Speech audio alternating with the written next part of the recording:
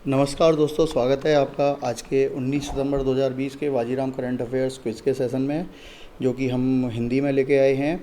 और आगे बढ़ने से पहले जो भी लोग हमारे चैनल पे पहली बार आए हैं और नए हैं, फटाफट से हमारे चैनल को सब्सक्राइब कर दीजिए दोस्तों, और बेल आइकन दबाना मत भूलिएगा दोस्तों, जिससे आपको इस तरीके के महत्वपूर्ण वीडियोज़ के जो भी नोटिफिकेशंस हैं वो आपको लगातार मिलते रहें।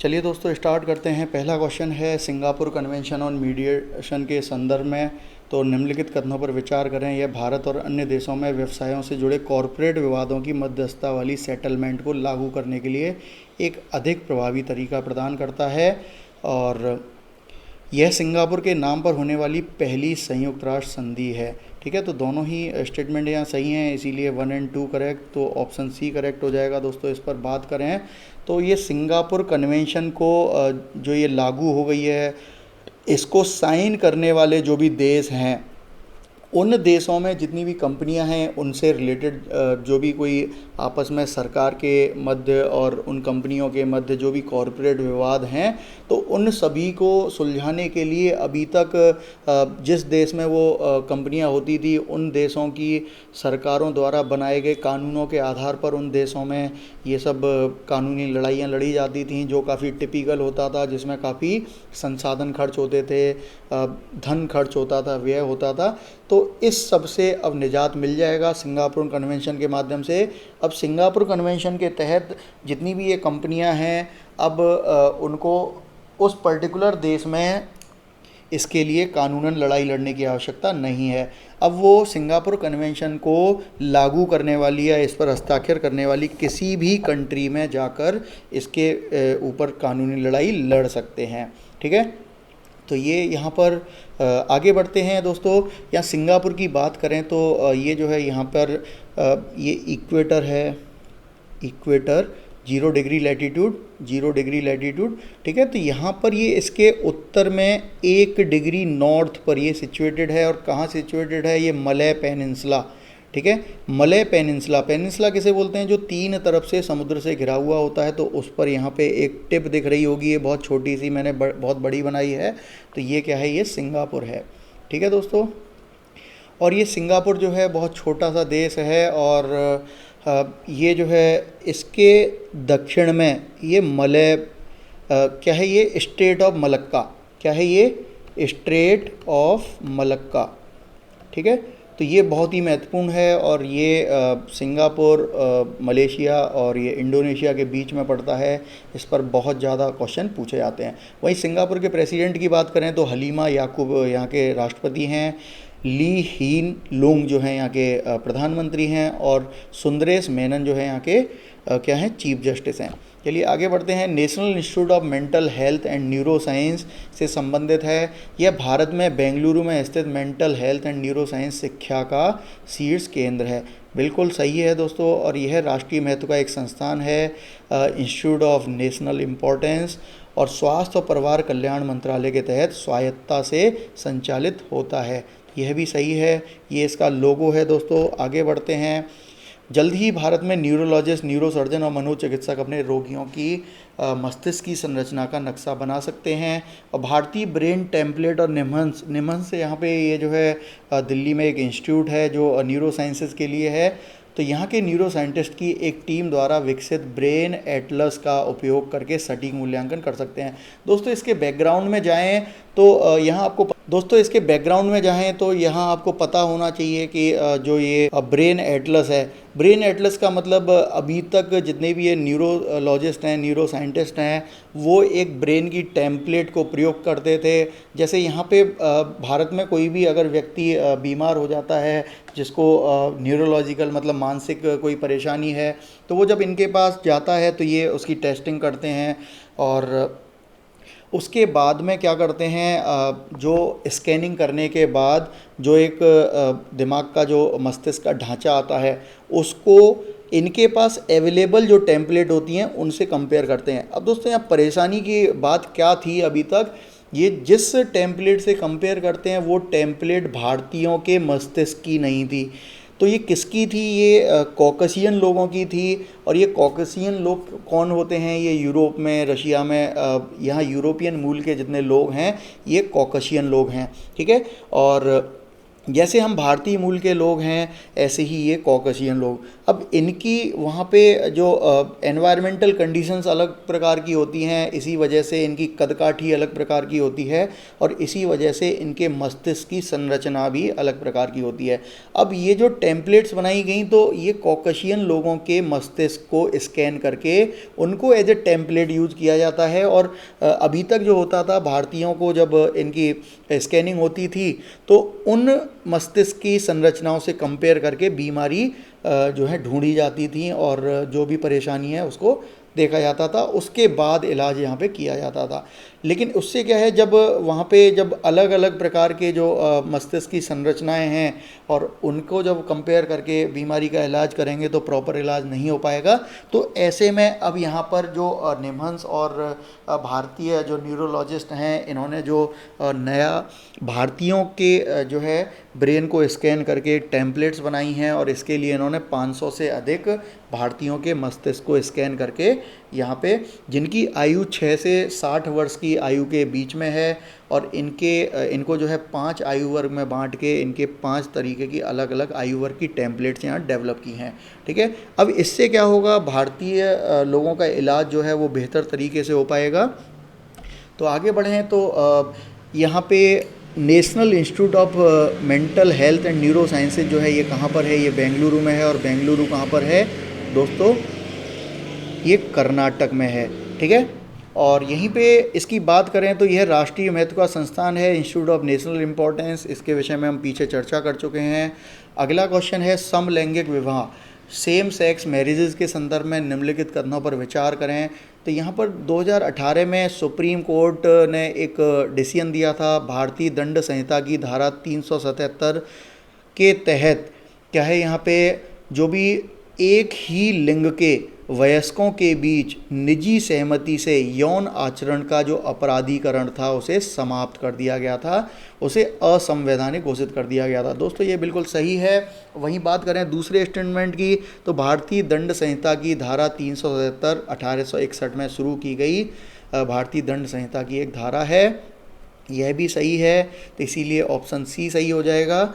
और यहाँ दोस्तों हम बात करें 377 बेसिकली जो हमारी इंडियन पेनल कोड है उसमें एक धारा थी 377 और उसके तहत सेम सेक्स के जो भी लोग होते हैं, जैसे मेल आपस में अगर शादी कर लेते हैं और फिजिकल इंटरकोर्स करते हैं तो ये जो भी गतिविधि है इसको धारा 377 इंडियन पेनल कोड के तहत जो है ये क्रिमिनल एक्टिविटी माना जाता था और यहाँ पे पनिशमेंट का प्रावधान था।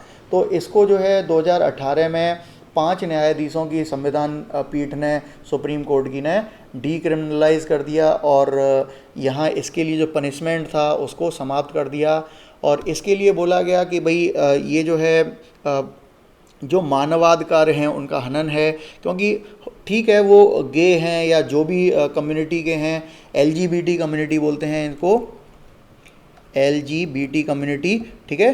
तो ये जो LGBT कम्युनिटी के लोग होते हैं इनके भी कुछ मानवाधिकार हैं और इनके मानवाधिकारों का यहाँ पे ये धारा 377 जो है हनन करती है, इसी वजह से इसको समाप्त कर दिया जाना चाहिए।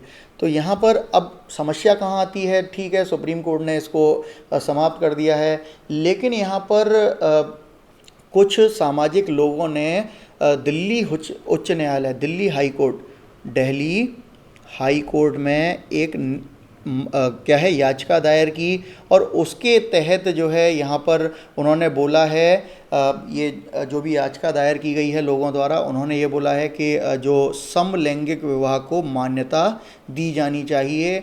और समलैंगिक विवाह को मान्यता मिलने से क्या होगा, जो LGBT समुदाय के लोग हैं ये फ्रीली एक साथ रह पाएंगे, शादी कर पाएंगे और इस तरीके का चलन जो है समाज में बढ़ेगा।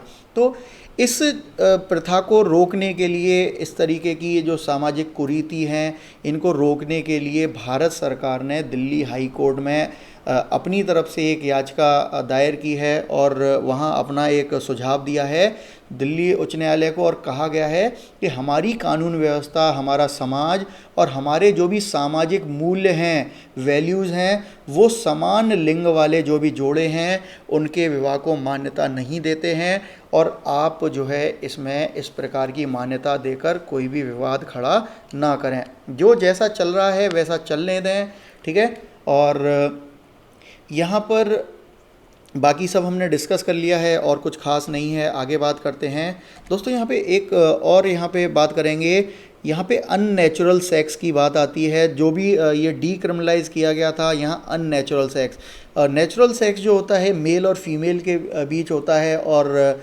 जो सेक्स के तरीके होते हैं उस तरीके से होता है। उसके अलावा भले ही वो समान सेक्स के लोगों में हो, महिला महिला में हो, पुरुष पुरुष में हो, या फिर महिला पुरुष में, जो भी नेचुरल सेक्स के अलावा जो तरीके हैं वो सब जो हैं अननेचुरल सेक्स की कैटेगरी में आते हैं, और ये सबको जो हैं ये वैध तरीके नहीं हैं, ठीक है। आगे बढ़ते हैं। अगला जो क्वेश्चन है बहुत ही महत्वपूर्ण है और ये इकोनॉमिक्स से रिलेटेड है।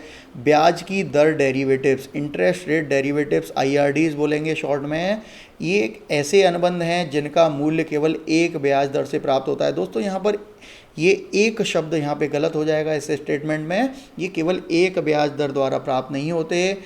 इनका जो मूल्य है वो एक या एक से अधिक ब्याज दरों या फिर अन्य इंडाइसिस पर भी, या इनके कोई भी डेरिवेटिव्स हैं उन पर भी बेस्ड हो सकता है। तो यहाँ पर ये गलत हो जाता है। और भारतीय रिजर्व बैंक ने विदेशी पोर्टफोलियो निवेशक जो हैं FPI को एक्सचेंज ट्रेडेड रूपी इंटरेस्ट रेट डेरिवेटिव लेन देन की जो ऊपरी सीमा है 5,000 करोड़ की अनुमति दे दी है। तो ये सही है, तो यहाँ पे इसीलिए ऑप्शन बी सही हो जाएगा। तो इस पर बात करें तो भारतीय रिजर्व बैंक ने FPI के तहत जो भी exchange traded interest rate derivatives हैं उनकी ऊपरी सीमा दे दी है, टोटल लिमिट 5,000 करोड़ की। और ये IRD क्या होते हैं? ये एक ऐसे अनुबंध होते हैं जिनका मूल्य एक या अधिक ब्याज दरों के उपकरणों की कीमतों या ब्याज दर इंडाइसिस से प्राप्त होता है। Interest rate derivatives are contracts whose value is derived from one or more interest rate prices, interest rate instruments और interest rate indices, ठीक है। और इसकी जो यहाँ पे अनुमति दी है, इसको लेके आई है जो यहाँ पे भारतीय रिजर्व बैंक, वो इसलिए लाई है कि उच्च गैर निवासी भागीदारी को यहाँ पर प्रोत्साहित किया जाए, जो बाहर के लोग हैं उनके यहाँ पे इन्वेस्टमेंट आए, और घरेलू बाजार निर्माता, तो यहाँ पे जो डोमेस्टिक मार्केट है वो भी बढ़ेगी। एक नया ये प्रोडक्ट आया है तो इसके तहत भी यहाँ पे मार्केट डेवलप होगी, और अल्टीमेटली क्या है, व्यापार बढ़ेगा और इससे मनी फ्लो बढ़ेगा।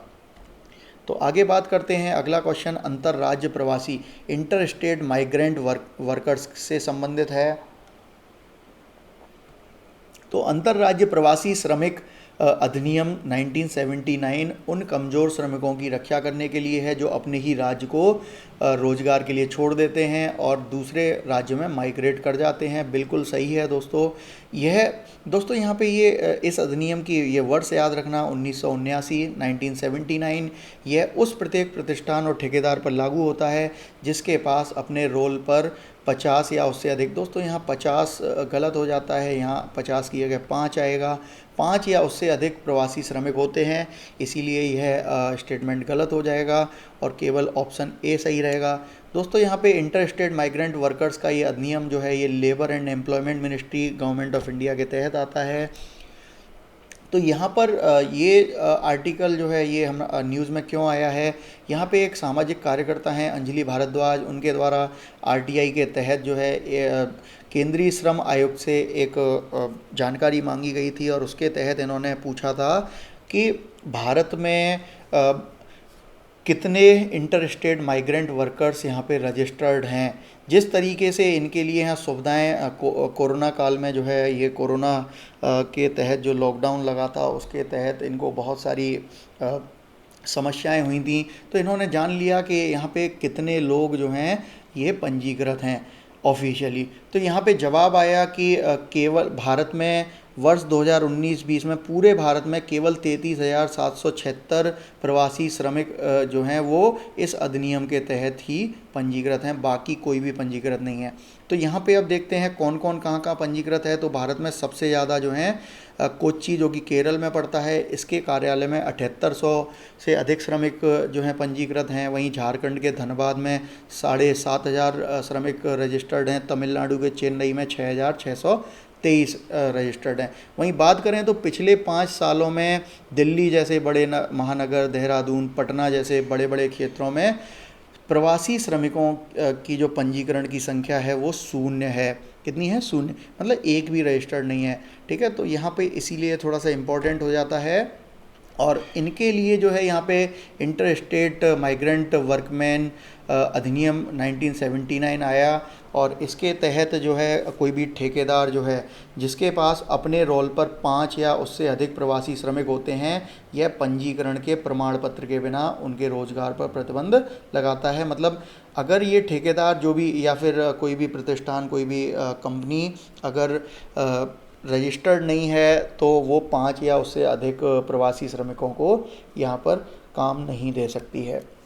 और इसके तहत जो है, इस अधिनियम के तहत जो भी पंजीकृत श्रमिक हैं उनको रोज़गार, मजदूरी और लाभ जो भी दिया जाता है रोज़गार के तहत, उसके लिए एक पासबुक जारी की जानी चाहिए। और उस पासबुक में इनके विषय में सारी जानकारी वहाँ होनी चाहिए कि ये कब से आए हैं, इनको क्या क्या वेतनमान मिल रहा है और इनको अलग से क्या क्या पर्क्स मिल रहे हैं, ये कितने घंटे कार्य करते हैं और कहाँ से आए हैं और कहाँ रह रहे हैं, किस तरीके की सुविधाएँ हैं। तो दोस्तों आगे बढ़ते हैं। क्वेश्चन नंबर 6, कोविड-19 से लड़ने वाले स्वास्थ्य कर्मचारियों के लिए प्रधानमंत्री गरीब कल्याण पैकेज बीमा योजना, इंग्लिश में बोलेंगे Pradhanmantri Garib Kalyan package insurance scheme for health workers fighting Covid 2019। तो इसके संदर्भ में बात करें तो इसको जो है, इसके दायरे को 180 दिन के लिए बढ़ा दिया गया है, बिल्कुल सही है। और केंद्रीय क्षेत्र की यह योजना स्वास्थ्य सेवा प्रदाताओं को 10 लाख का बीमा कवर प्रदान करती है। ये गलत है दोस्तों, यहाँ पर ये 50 लाख रुपए का बीमा प्रदान करती है, तो इसीलिए ये गलत हो जाएगा। ऑप्शन ए जो है यहाँ सही हो जाएगा। और इस योजना के विषय में बात करें तो 30 मार्च को ये 90 दिनों के लिए केंद्र सरकार द्वारा लाई गई थी, फिर बाद में इसे 90 दिनों के लिए और बढ़ा दिया गया था, जो कि 25 सितंबर तक थी। 25 सितंबर निकट ही है, इसीलिए इसे 180 दिनों के लिए और बढ़ा दिया गया है। तो एक तरीके से ये 30 मार्च के बाद लगभग 1 साल के लिए हो गई है। वहीं बात करें तो यह जो योजना है किस लिए है, और पहले हम इसके बेनिफिट्स की बात करें तो इसके तहत जो भी यहाँ देखिए जो कोरोना 19 महामारी है, तो इससे फाइट करने में जो भी लोग यहाँ सहयोग दे रहे हैं, चाहे वह केंद्रीय अस्पताल के हों, राज्य अस्पताल के हों, केंद्र शासित प्रदेशों के हों या स्वायत्त अस्पताल हों जो सेल्फ फाइनेंस हैं, एम्स है, इंस्टीट्यूट ऑफ नेशनल इम्पोर्टेंट हैं, केंद्रीय मंत्रालय के अधीन किसी भी कोई अस्पताल चल रहा है, या उनमें किसी भी निजी अस्पताल से कोई कर्मचारी को बुलाया गया है, या फिर कोई सेवानिवृत्त कोई कर्मचारी यहाँ कार्य कर रहा है इस महामारी के तहत, या फिर कोई स्वयं सेवक है और कोई शहरी स्थानीय निकाय का है और अनुबंध पर कोई कार्य कर रहा है, दैनिक वेतन पर कोई कार्य कर रहा है, या इस प्रकार के अन्य कोई आउटसोर्स किए गए कार्यों को कोई कर रहा है, तो ऐसे सभी लोग इसके तहत जो हैं यहाँ लाभार्थी हैं। क्या हैं? लाभार्थी। और इनके लिए केंद्र सरकार ने 50 लाख रुपए का बीमा कवर प्रदान किया है, और बस यही है इसमें। आगे बात करते हैं मेट्रो के लिए स्वदेशी रूप से निर्मित संचार आधारित ट्रेन कंट्रोल सिग्नलिंग तकनीक जो है, जिसका नाम इंग्लिश में IATS, इसकी फुल फॉर्म है दोस्तों ऑटोमेटिक ट्रेन सुपरविजन। तो इसकी बात करेंगे, ये किसके द्वारा शुरू किया गया है? ये दिल्ली मेट्रो रेल कॉरपोरेशन के द्वारा शुरू किया गया है। इसके विषय में बात करें तो जो भी हमारा ट्रेन नेटवर्क है, यहाँ पे हाई डेंसिटी जो ट्रेन नेटवर्क है, कहने का मतलब जो रैपिड ट्रांजिट सिस्टम के तहत, किसके तहत? Rapid transit system. तो रैपिड ट्रांजिट सिस्टम के तहत दिल्ली में दिल्ली मेट्रो लाई गई, और दिल्ली मेट्रो जो है वहाँ पॉपुलेशन बहुत ज़्यादा है, बहुत सारे लोग, करोड़ों लोग प्रतिदिन मेट्रो का प्रयोग करते हैं एक स्थान से दूसरे स्थान पर जाने के लिए। और इसके लिए जो ट्रेनें हैं मेट्रो ट्रेन, उनको क्योंकि मेट्रो ट्रेन बहुत ज़्यादा नहीं है तो उनको जो है बहुत ही हाई फ्रिक्वेंसी पर, मतलब 1-1 मिनट 2-2 मिनट के अंतराल पर इनको चलाया जाता है। और रूट जो हैं समान हैं, तो एक के पीछे एक, और सामने से भी ये ट्रेन आती हैं तो कहीं कोई कॉलिजन ना हो जाए और मतलब कोई एक्सीडेंट की स्थिति ना बन जाए। तो ऐसी स्थितियों को जो है ये दूर करने के लिए हम सिग्नलिंग सिस्टम का प्रयोग करते हैं और ऑटोमेटिक ट्रेन सुपरविजन सिस्टम का हम प्रयोग करते हैं। तो ये जो भी सिस्टम है ये सॉफ्टवेयर आधारित, ये अभी तक हम विदेशी सिस्टमों का प्रयोग करते थे भारत में, और अभी भारत में जो है यहाँ स्वदेशी तकनीक पर आधारित हमारा अपना एक सिस्टम डेवलप कर लिया गया है, और signalling and transportation system, supervision system, तो जिसको जो है अभी दिल्ली मेट्रो रेल कॉरपोरेशन जो है यहाँ पे शुरुआत कर रही है। तो दोस्तों आगे बढ़ते हैं। अगला क्वेश्चन जो है ये, निम्नलिखित में से कौन सा राज्य देश में सांप से निपटने को संस्थागत रूप देने वाला पहला राज्य बन गया है? दोस्तों यहाँ पर जैसे हमारे घरों में सांप निकल ही आते हैं, कहीं पे बिल्डिंग में, कॉम्प्लेक्स में, कहीं पे भी निकल ही आते हैं और हम लोग डर जाते हैं, फिर किसी सांप पकड़ने वाले स्पेशलिस्ट को बुलाया जाता है। तो यहाँ इसी विषय में ये क्वेश्चन है, और यहाँ पर ये पूछा जा रहा है कि ऐसा कौन सा राज्य है जो सांप पकड़ने वाले जो प्रोफेशनल लोग होते हैं इनको जो है इंस्टीट्यूशनलाइज करने की बात कर रहा है, तो वो राज्य है केरल। तो दोस्तों यहाँ पे जो भी सांप पकड़ने वाले लोग होते हैं, इन लोगों को ये अनरजिस्टर्ड होते हैं, केवल इनको एक ट्रेडिशनल नॉलेज होती है, इनको प्रैक्टिस होती है, और उसी के आधार पर ये झाड़ फूँक करते हैं। लोग ये सांपों को बड़ी ही स्किल्ड तरीके से पकड़ लेते हैं, एक साथ बहुत सारे सांपों को पकड़ लेते हैं, और इनका प्रोफेशनल यही काम होता है। लेकिन ये जो लोग होते हैं ये कहीं भी रजिस्टर्ड नहीं होते। अब रजिस्टर्ड ना होने से क्या होता है, अगर माना सांप इन्हें खा लेता है, काट लेता है, तो इनकी मृत्यु भी हो सकती है। तो ऐसे में, या फिर क्या है, ये सांप पकड़ते हैं तो कई बार सांप पकड़ने के बाद सांपों को लाठी डंडे से कुचल के मार दिया जाता है, उन्हें जला दिया जाता है जिंदा ही, या फिर क्या है, उन्हें किसी बोतल में, घड़े में या किसी डिब्बे में बंद करके उनको जला दिया जाता है, जंगल में छोड़ दिया जाता है, घायल अवस्था में छोड़ दिया जाता है। तो ये सारी स्थितियों से निपटने के लिए यहाँ पे इसको जो है संस्थागत रूप से रजिस्टर्ड करने की बात की गई है, और इसके तहत जो जितने भी ज़िले हैं केरल के, वहाँ सभी ज़िलों में जितने भी इस तरीके के सांप पकड़ने वाले लोग हैं उनको रजिस्टर किया जाएगा, उनको जो है सर्प हैंडलर के रूप में मान्यता मिलेगी, और जो है इनको सर्टिफिकेट मिलेंगे। और इसके लिए यहाँ आयु भी निर्धारित की है, 21 वर्ष से 65 आयु वर्ग के लोग ही केवल ये काम कर पाएंगे। और ये जो प्रमाणन करेंगे, ये इनको सर्टिफिकेट देगा, वो कौन देगा, ये है सहायक वन संरक्षक, ACF बोलेंगे, और ये जो है इनकी प्रत्येक ज़िले में सूची बनाएगा, इनको सर्टिफिकेट देगा। और अगर तो यहाँ पे इस सूची के तहत जो है इन लोगों को क्या करना पड़ेगा, ये सांप जब भी पकड़ेंगे तो ये सांप पकड़ने के बाद जो भी सहायक वन संरक्षक है सामाजिक वानिकी, उसको बताएंगे सांप पकड़ने के बाद, और उसके सामने ही उसको छोड़ेंगे। अगर यहाँ पर सांप की स्वास्थ्य, या सांप की बात हो रही है दोस्तों, सांप अगर स्वस्थ कंडीशन में होगा, उसे कोई चोट नहीं होगी, तो उसे ये जंगल में छोड़ देंगे। अगर उसको कोई समस्या होगी, उसको कोई चोट होगी, तो सांप का इलाज किया जाएगा, उसके बाद ही छोड़ा जाएगा।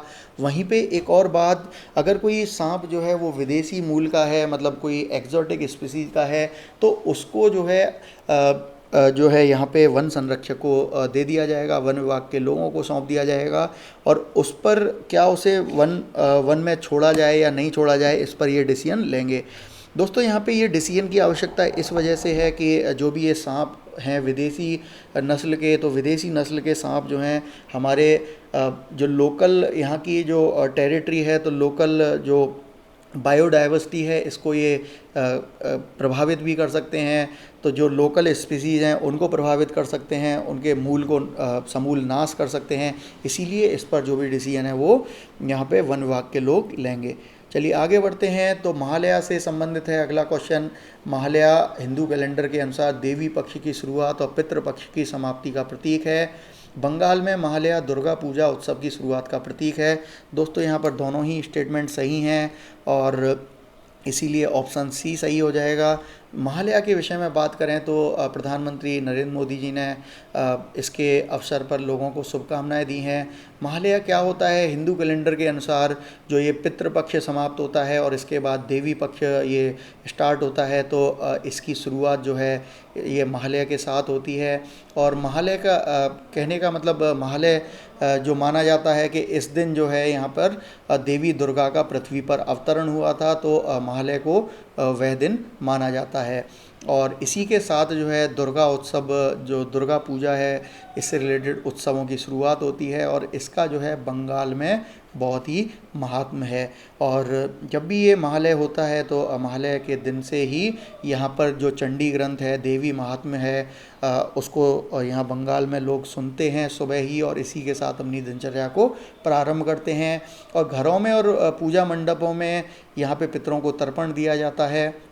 और यहाँ पितृपक्ष की बात करें तो यह 16 दिन की अवधि का होता है और इसके तहत जो है पितृपक्ष के तहत हिंदू जो लोग हैं ये अपने पूर्वजों को श्राद्ध अर्पण करते हैं, प्रार्थना करते हैं और उनको भोजन प्रसाद के माध्यम से श्रद्धांजलि अर्पित करते हैं। चलिए दोस्तों, आज के आखिरी क्वेश्चन पर चर्चा करें तो अंतर्राष्ट्रीय समान वेतन दिवस, इंटरनेशनल इक्वल पे डे।